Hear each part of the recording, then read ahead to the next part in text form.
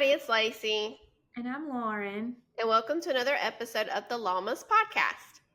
And so today we're just going to kind of give you like an update on some of the people we've talked about in the past, because there's a lot of stuff coming out on some of these big cases that we've went over. And it's really a lot in the legal world because it's dealing with appeals and those type things. So we're going to give you some update today. As far as a question, I haven't posed this to Lacey yet, but I kind of have a question. So I guess recently we had the 4th of July, and I've just been curious, like, if somebody violated the law and shot fireworks where they weren't supposed to, not on the personal injury side of things, but can you get arrested for stuff like that? Like these little city ordinances, those type things, like, how does that work? Most of the time it's a civil fine and a civil penalty. Like, I know my cousin Sean was texting me that people were shooting fireworks late at night. And I was like, yeah, I really wish they had a curfew because, I mean, I have small kids. A lot of people have small kids. Like, yes, we shot fireworks and we did it at 9 o'clock.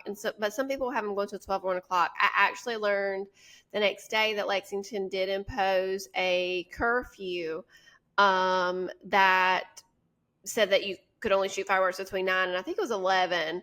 And there was a fine of $150 if they caught you. So most of the time it's a civil penalty for stuff like that. Now, this is very different, but discharging a firearm is completely different and can be arrested for that. But fireworks, for the most part, in every place is different. Every jurisdiction is different. But most of the time, if you violate a curfew or where you're supposed to shoot them, most of the time it's a civil penalty. Oh, I wasn't sure because at my house, I live in the city, so you're not supposed to shoot fireworks at all where I live because I'm in city limits.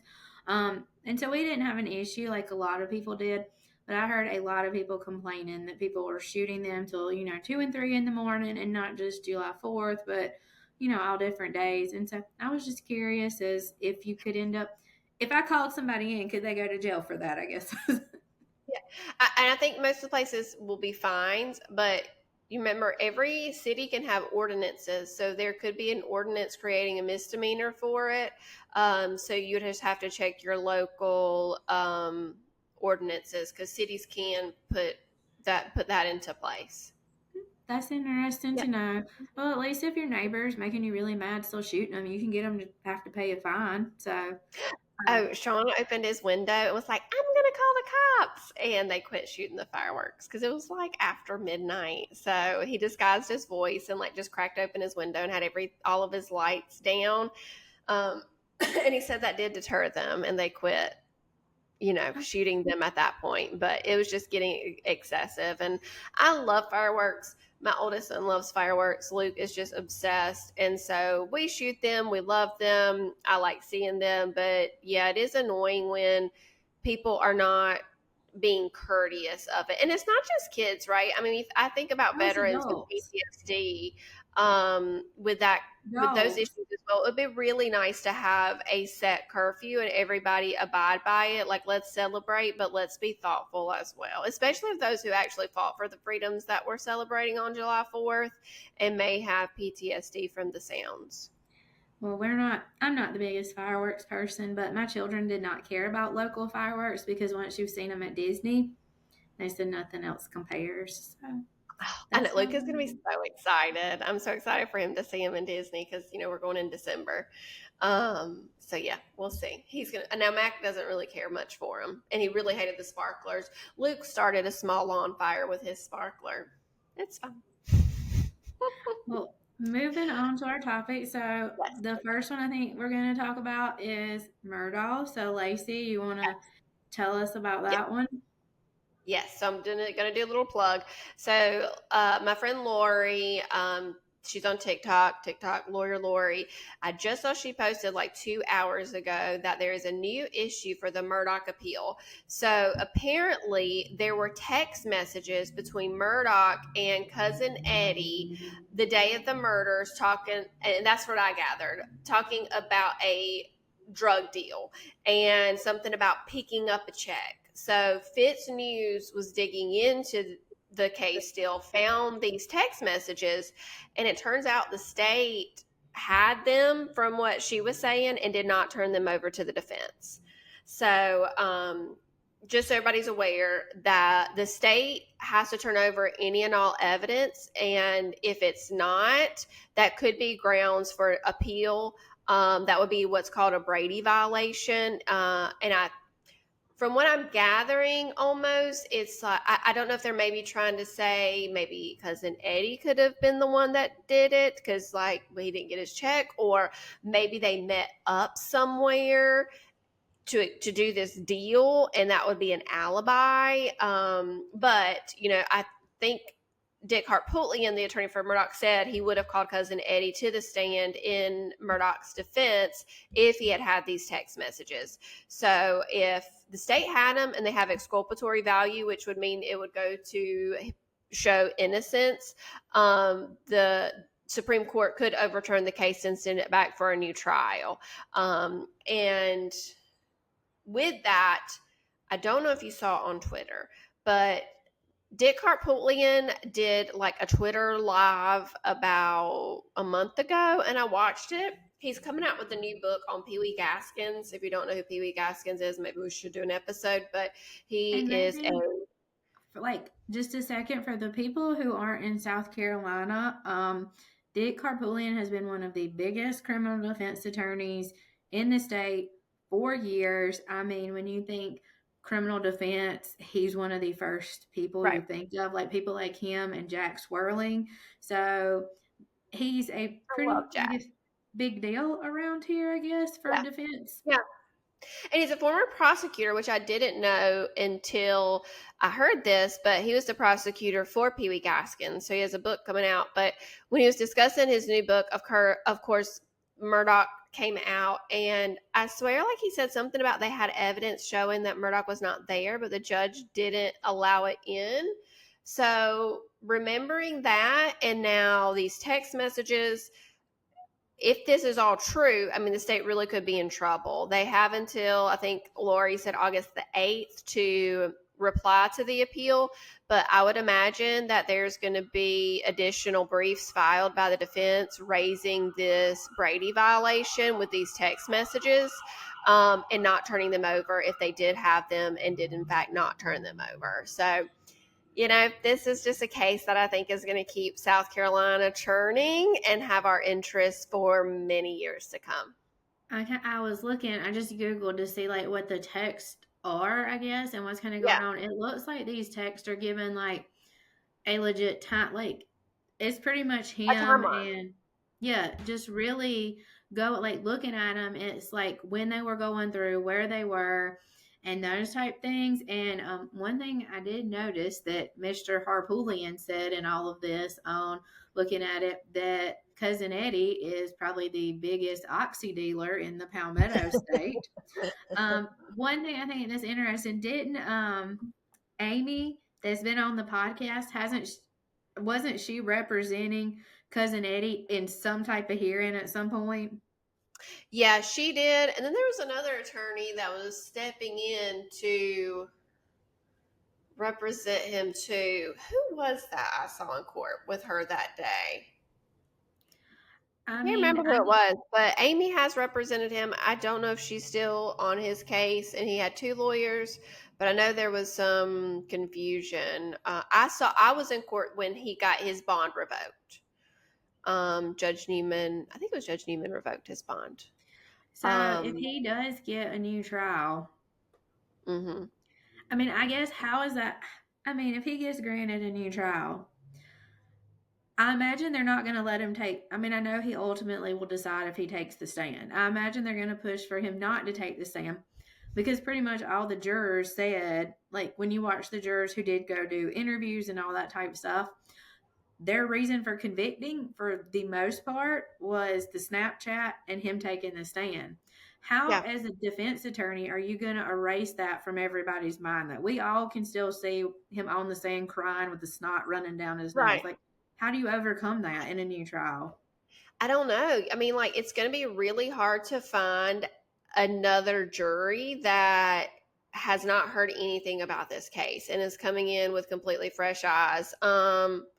But I say that, and there, I do think some people just tune stuff out and don't follow this like many of us. So maybe it's possible. I don't know if it'll be possible in Hampton County. I No, don't think that. everybody, uh, I think even if you, everybody in that county is out. I think it's going to have to be a change of venue. I think you're going to have to go somewhere that's a really big county. Maybe the upstate, maybe in Greenville, Spartanburg. Like you're just going to have a very different jury pool, and I think you might have more success there finding a jury pool but then I that feel like hasn't seen everything. it's still so hard because he has connections to the upstate because son went to Walford, so like a lot of people that are in the Walford circle. His sister taught at Union for years. Like I didn't know it's that. oh yeah, she was a teacher. And a lot of people were still friends with. Like I got on Facebook and found her on Facebook, went on Oh like all wow. this, but I do think it's gonna be really hard because that trial. I remember going and getting my hair cut one day, and it was part of the trial. And I was sitting with my hair processing. She was sitting there watching her phone. So like Yeah. people that aren't Yeah. even into this here in South Carolina. So I Yeah. think now would he, if you represent him and it gets back, can you still like as be his defense? Like, can Dick Carpoolian still be his attorney again? Yeah, absolutely. No. And I've known attorneys that have represented somebody, got the case overturned, and represented them again. Um, Now, after an appeal, I don't know if you can for post conviction relief. That would be interesting because post conviction relief is saying that your attorney was ineffective.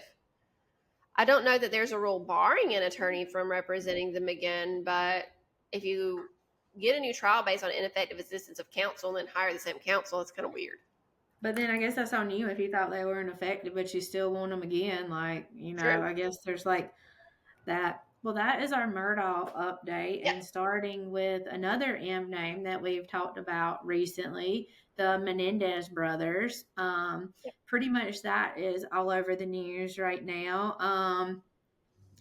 Um, and kind of the same situation, the new evidence, because the sexual abuse by their father, and there's new evidence relating to that. And so now the prosecutors in the same situation, like, are on the hook to explain why they shouldn't get this new trial. And I think the judge is really looking into this at this point. I don't think this is just like, talk. I feel like at this point this is serious because I feel like the judge is actually sitting there debating, I want to see good reason for why this shouldn't happen, why this sexual abuse wasn't brought in. And as we know, in that first case where the sexual abuse was brought in, it was a hung jury.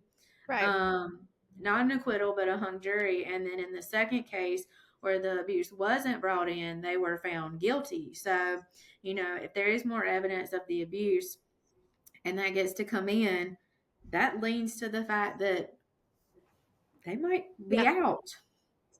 And so, what's important to note in all these things, right? We're talking about appeals, post conviction relief, what's going on with the Menendez brothers is a lot of people forget prejudice. Okay. So, a court is not going to overturn an appeal if a judge made an error if there's not prejudice, right?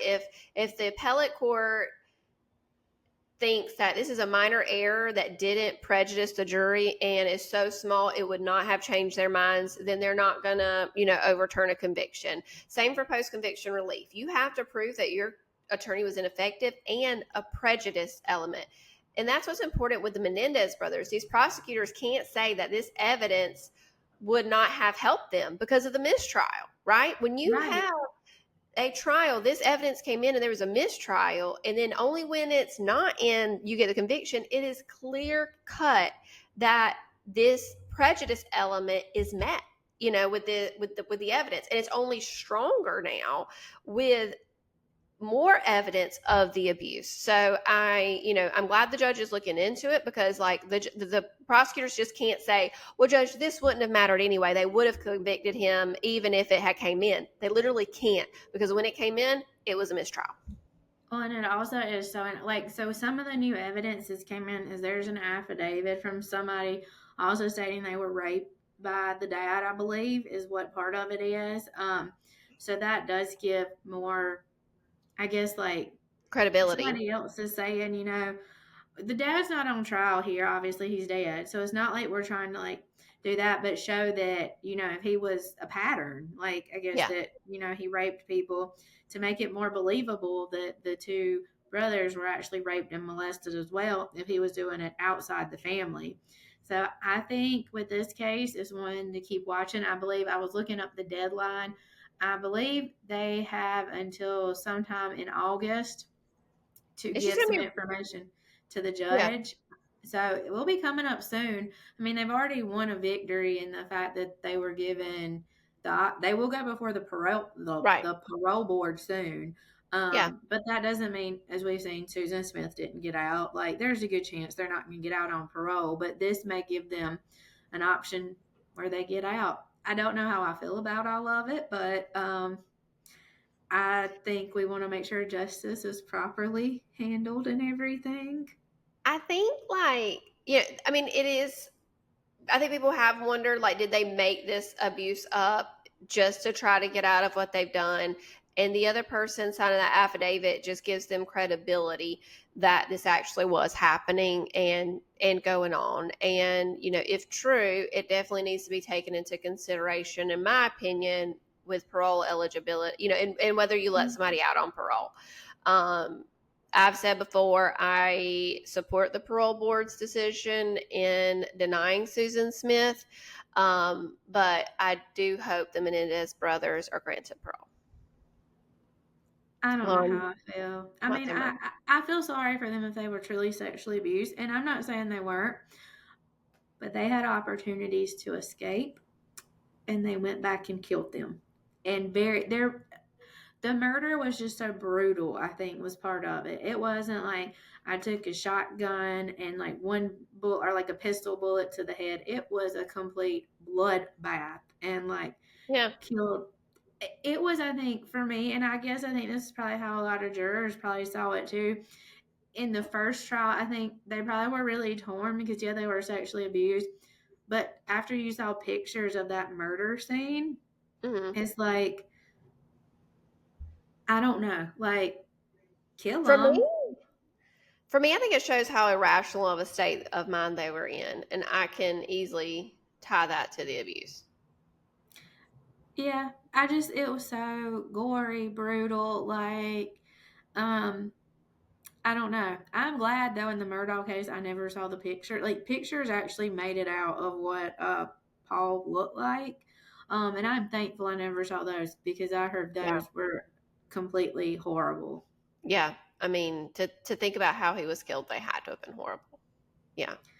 But it's going to be interesting to see Yeah. what happens, and we'll keep you up to date on it. And I'm sure, Netflix will have a new part 3 to their series and all that. I'm very And I for think Netflix. kind of our last one is P. Diddy, and this was requested by Lacey, so she's going to Yes. go for I this think one. I think people are going to be mad at me, but hear me out. Okay. So after the P. Diddy verdicts were read, I wasn't too shocked because with the trafficking acquittals, okay, and I saw a lot of people upset. This is why women don't come forward, and this is why women are not believed. And I disagree with that statement. And so, P. Diddy was found guilty of what was it? The prostitution over state lines, 2 counts of that, but he was found not guilty of trafficking persons. So the trafficking is by force, by fraud, by coercion, right? So that's what trafficking is. And when you think about the evidence, right? Because emotionally, I do believe the juries believed the victim in this case, right? I believe they believe the victims, but we have to remember that he was not on trial for domestic violence. I think that is clear-cut domestic violence. They absolutely would have convicted of that. Clearly, they convicted of the prostitution. They do believe he was paying people for sex. That was not the issue. They did believe the victim. And I'm assuming that because this happened so many years ago, maybe there was a statute of limitations where they couldn't charge him for the domestic, or maybe he was already charged for it for that video and then it was later dismissed. I don't know. all the circumstances with that. But if I had to guess, I would guess that the jury absolutely believed the victim in this case, but it did not match the statutory requirements by the state to prove trafficking. And the reason for that is the allegations that I heard. I did not watch the whole trial, but I do know that they had people that were adults coming in for these sex parties, getting paid from my understanding, but then they could leave and they did not have to come back. There was no evidence that I heard of these people being forced to come back into this situation. And I absolutely believe P. Diddy abused her wholeheartedly. I believe that he raped her probably multiple times. I'm not saying that, but trafficking is a different standard and burden of proof that I do not, from what I heard, I don't think the state met it. I think P. Diddy is a horrible piece of human trash. Nobody should ever date him. It makes me sad that people are in situations where they would go and do some of these things that he wanted for money. And I hate that people are in that position and he used his power to do that. But when you think of trafficking, you're taking away somebody's ability and control to do what they want to do in those acts. And the people had that choice to go or not go to those parties. And it's very hard for a woman to leave a domestic violence like relationship, right? And I think the statistics say it takes like 3-4 times of leaving for them to finally leave. And the statistics are also high for the danger they are in to leave, right? But that's not trafficking. I have all the empathy in the world for her and what she endured, and I wish she felt she could have gotten out sooner than what she did, but that's not trafficking. She did have a choice to leave him, and she eventually did. Was she put in danger for that? Yes, I think so, and I think he threatened her life, but that's not trafficking. That's a separate charge, and he wasn't on trial for that. So I think there's a lot of things he was guilty of, and it came out in her testimony, and it is believable, but that's not what he was charged with. And so people are really hung up on this is why victims don't come forward, and this is why we need victims to come forward right away, right? We need them to come forward as soon as possible, because then you don't have to worry about the statute of limitations. The evidence is stronger. And your credibility is built. I don't think anybody doubted that what she was saying wasn't true. I just don't think it amounted to what he was charged with. Well, it's kind of, I guess, you believe she was like everything she said was true and all that, but there also wasn't. If you come forward sooner, there is more evidence because you probably could have more fluids samples, like doctor. And I know a lot of times people that have been abused do not want to go to the doctor, but I think it's important. I know it's hard, but I think that's one of the biggest things is if you can go and get a DNA rape test, like those swabs, which I know have to be incredibly painful after what you've been through, because I think that is one of the things that people look at a lot is there, it's so hard even if you have believable witnesses because you still want to see, like, is there some other proof? Like, is there some concrete evidence? And I feel like in his case, they maybe didn't have that as much. I think in public opinion, he's garbage, like you said, Right. but I don't think what we all know on the outside held as much as what went on, because what went on in the inside is here's this statute. You have to meet prongs A, B, C, D.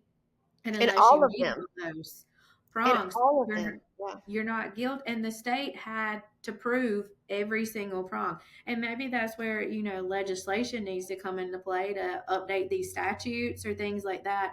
But it is, if only one prong wasn't met, you didn't meet your burden. So the Yeah. jury had to look at it. And I just think when you're saying that you're recruiting people for these sex parties, and these people that are being recruited have the ability to come and do these acts, but then also have the ability to leave and not come back. And, it's hard to prove that force and coercion when they still have will, in cases that I have seen that are actual trafficking. These are situations where women are not allowed to leave. They are told who to go sleep with and bring that money to the pimp, or who, and this is what you're going to do. You're going to bring me the money, and then we're going to go find someone else. And they're not free to leave. They're not free to leave them. That person dictates every part of their lives and gets them to recruit other people that are then within their control and have to go and do these things and bring that person that money. And then they're not free to go. Every single thing. So I think when there's testimony that some of these people recruited are coming to these parties and leaving of their own accord, it's hard just to prove that force and to make it to that level to meet the burden that the state was required to meet to get a conviction by the jury. But I really do not believe the jury didn't believe her testimony. It's just he was not on trial for rape or domestic violence. And if he were, I believe there absolutely would have been convictions because he is guilty of those things. So switching topics a little, and we didn't talk about this beforehand, but I'm just curious, since this is on the news right now, do you think those Epstein files need to come out?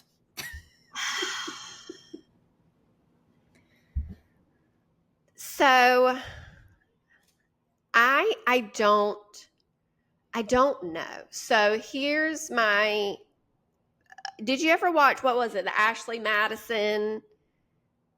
Where there's like an online leak of people that were using this website, and I watched, there's a documentary, and some people had very innocent reasons for being on there, and some just, it was such a minor involvement in what was going on and stuff. And so my only worry with the Epstein files being released are there going to be names where people are on there that really didn't do anything, and this could completely, destroy their reputation? Because I don't believe we as the public at this point have the ability to comb through information educationally, and that's proven whenever somebody's arrested for a crime. You can go and look at all the comments. Oh, throw him in jail.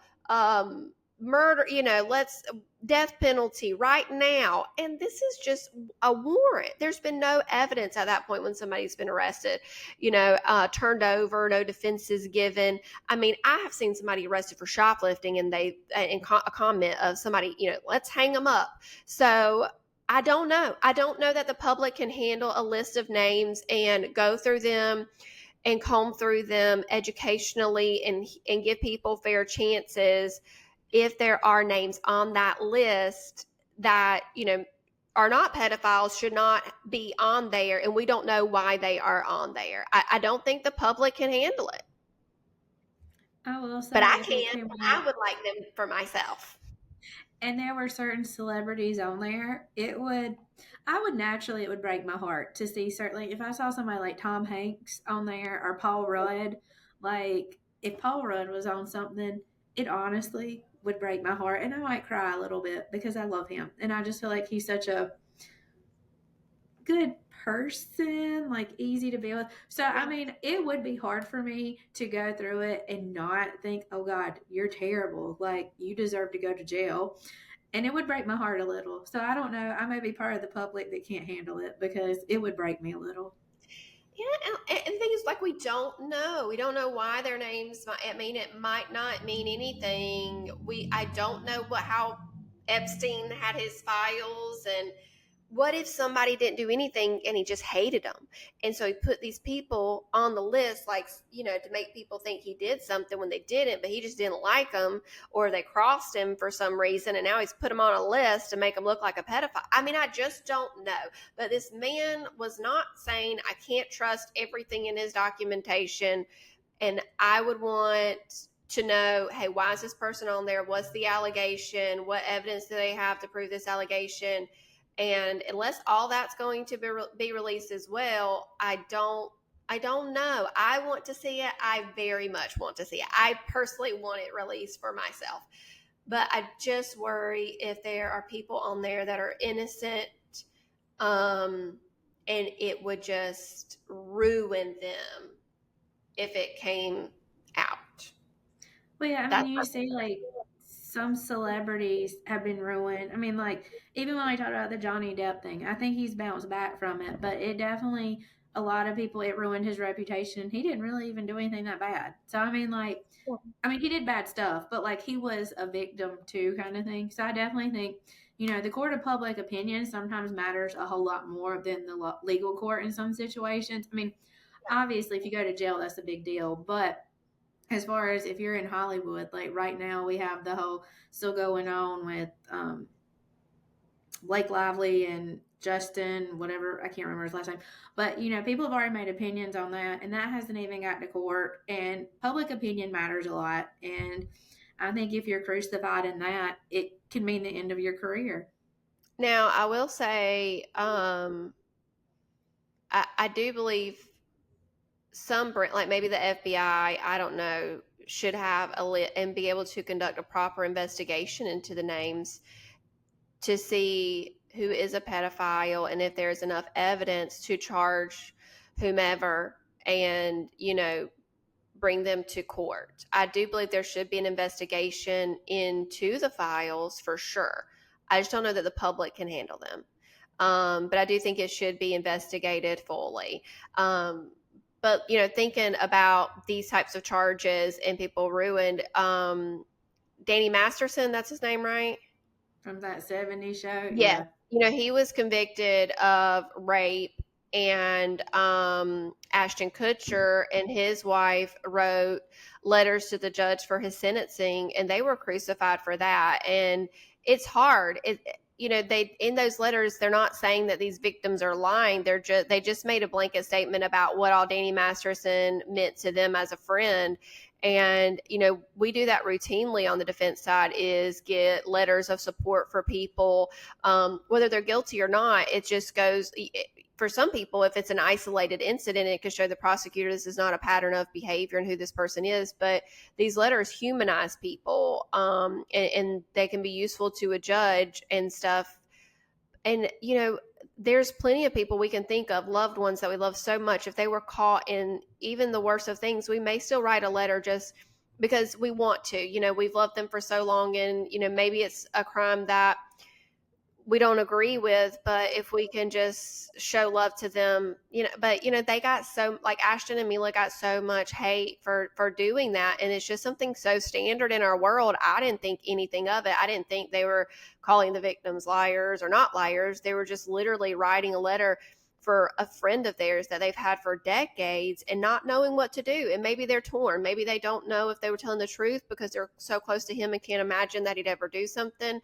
And they're in a really hard position, but they were judged so harshly by the public after doing something so normal in the criminal world. So, I think about that with releasing the Epstein files. I don't know that the public can handle it with thoroughness.